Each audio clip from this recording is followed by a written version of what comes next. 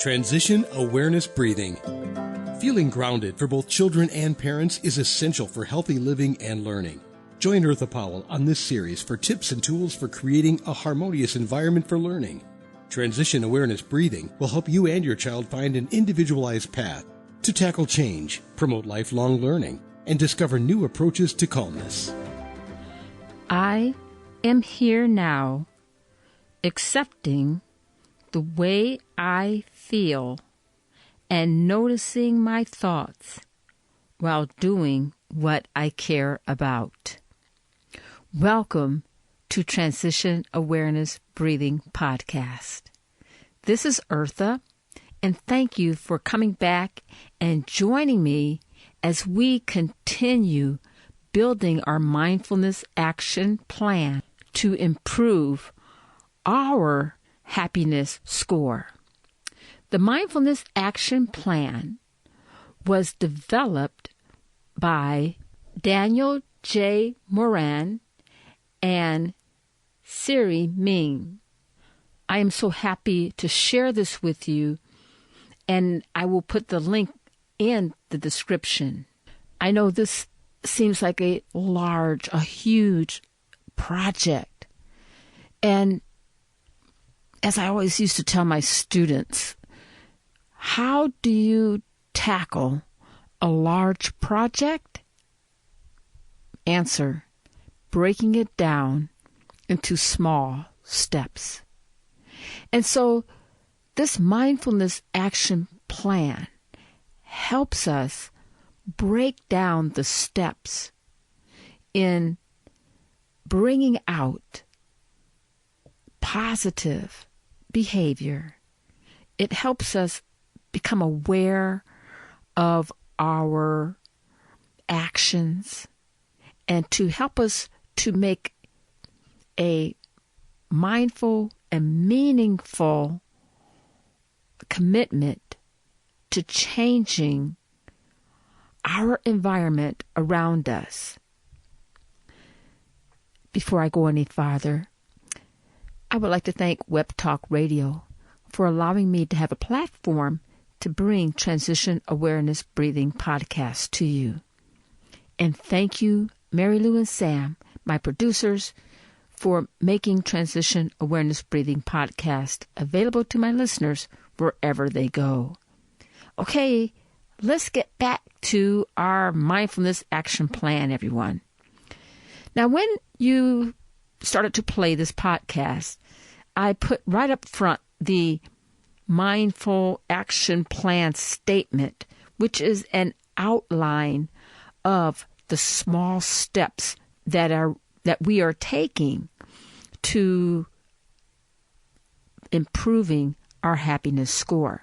Now, this is a very flexible plan, and so I thought that I would adapt it for our purposes here in Transition Awareness Breathing Podcast.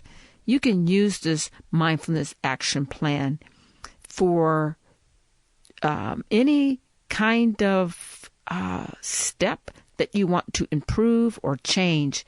But I just want you to know and to emphasize, I am not an expert on this Mindfulness Action Plan.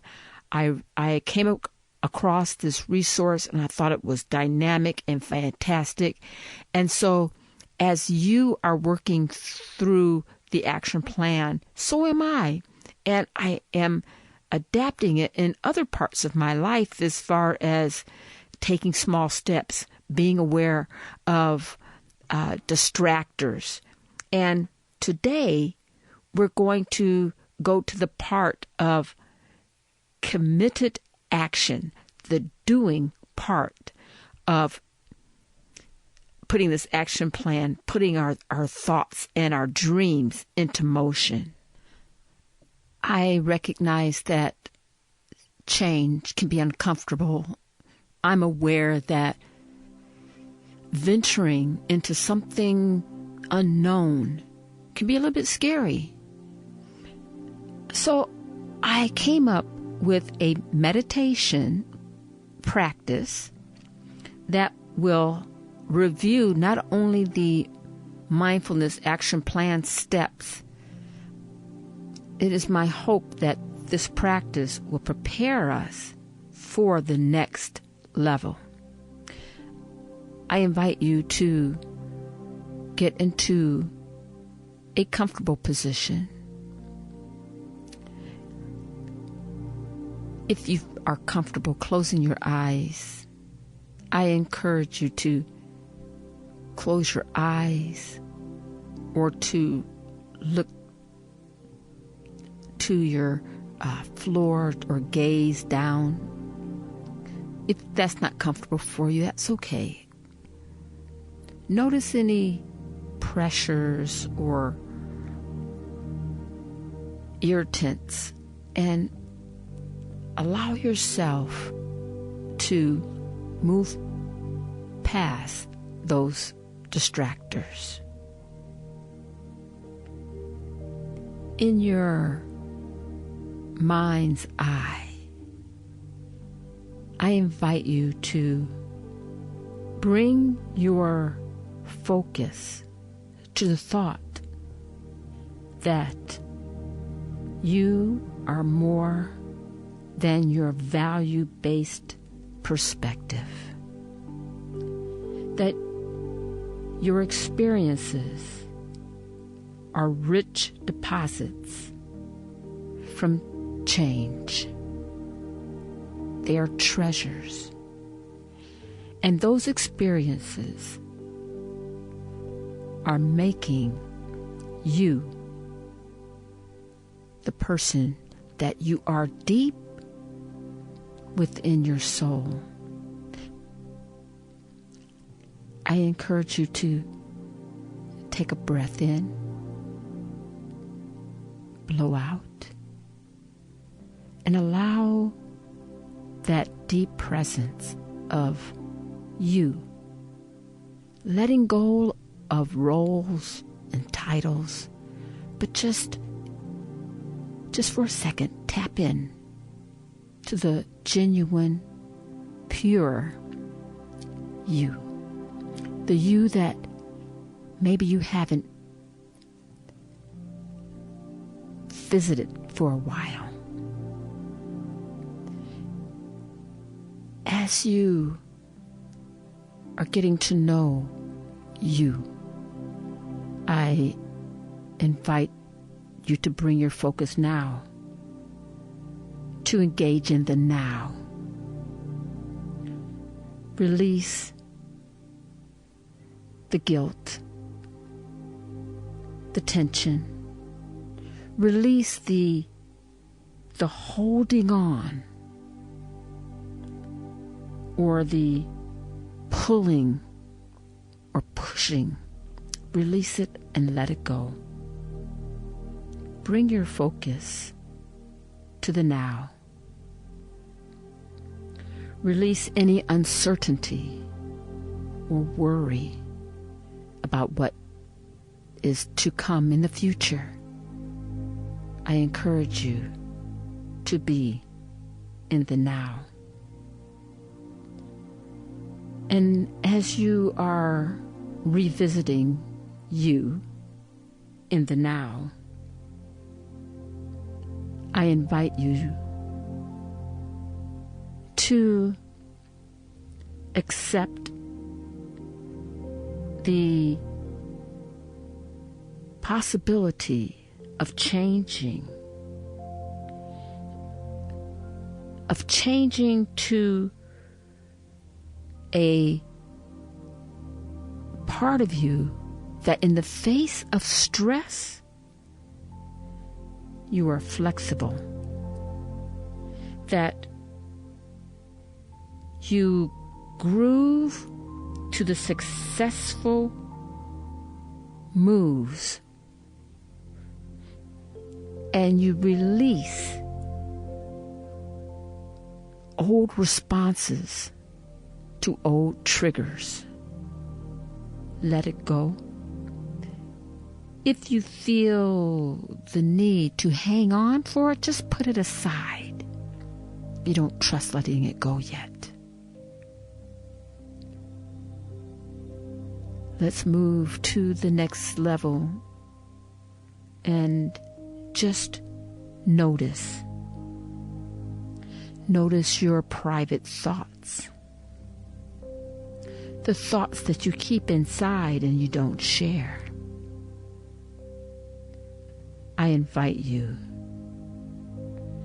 to be aware of the behavior that may filter in as a result of those thoughts, and to choose the behavior that is meaningful and mindful. End of practice. Thank you for participating in that mindfulness practice, that activity.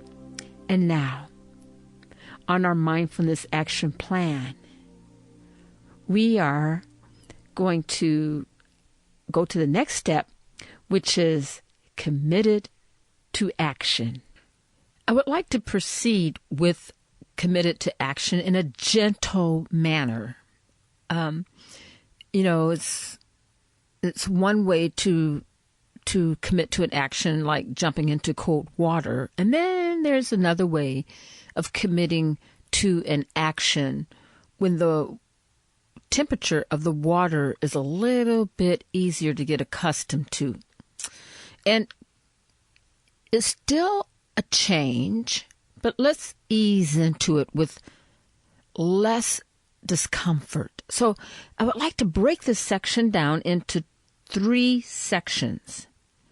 The first section will be the introduction to committed to action.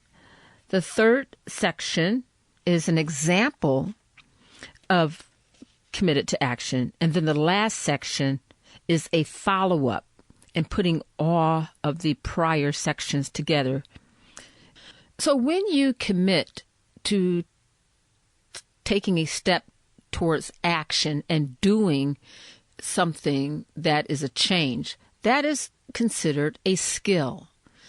And in the psychology world, it is considered being psychologically flexible. And so psychologically flexible individuals, they learn through accepting new behaviors and changing behaviors to accomplish a goal. And we'll get more into that shortly.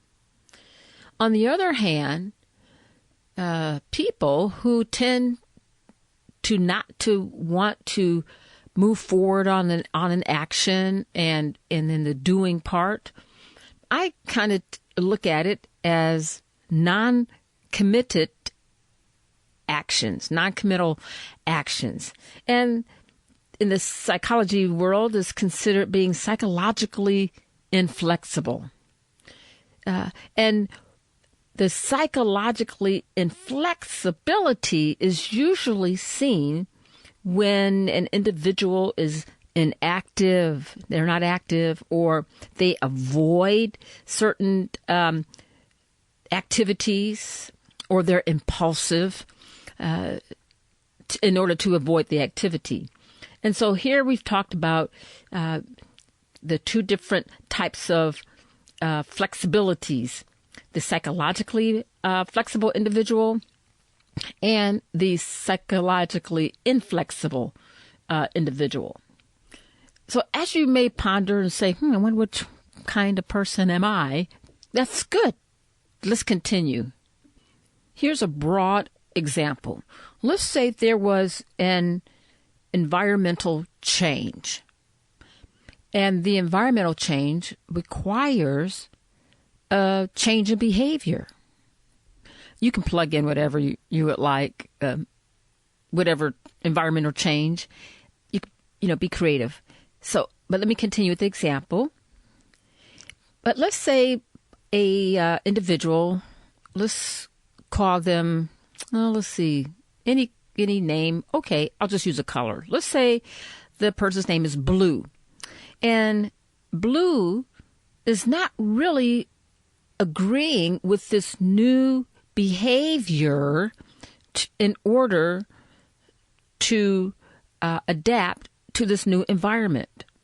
But what blue does is they stay in their room.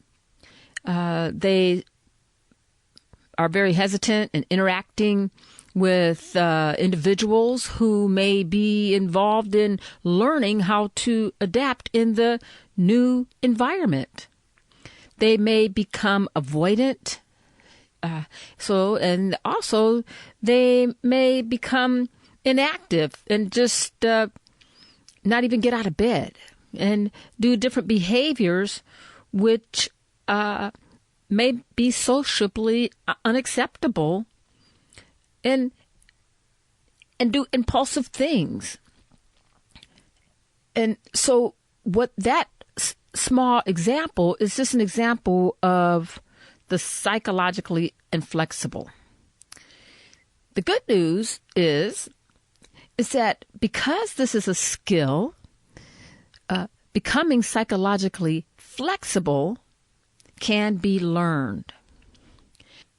The recommended process in learning how to go to the next step and strengthening the skill of doing and committing to an action is called a performance management plan. And you may have worked with a performance management plan before. This may not sound anything new, but let's look at this in a mindful perspective.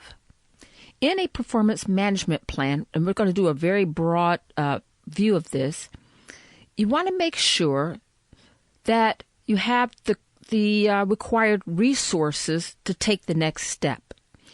There's nothing more frustrating than trying to start something and you don't have all the tools or required equipment or knowledge that you need to make that next step.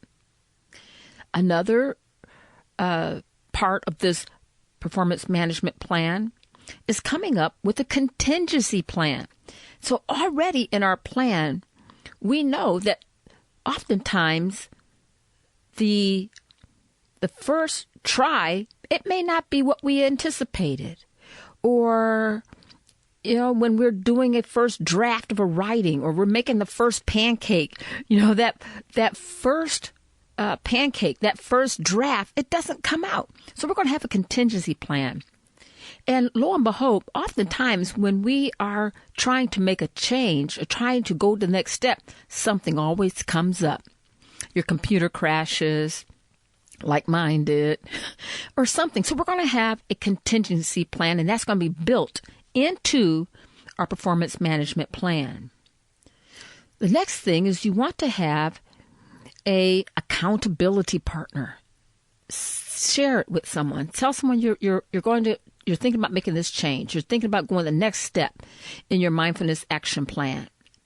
And if that is tough to do, then break that into steps and maybe write a list of people who you trust and how you're going to achieve, or maybe some thoughts of what your goals are, what you want to do in order to get to the next step, in order to get to that action.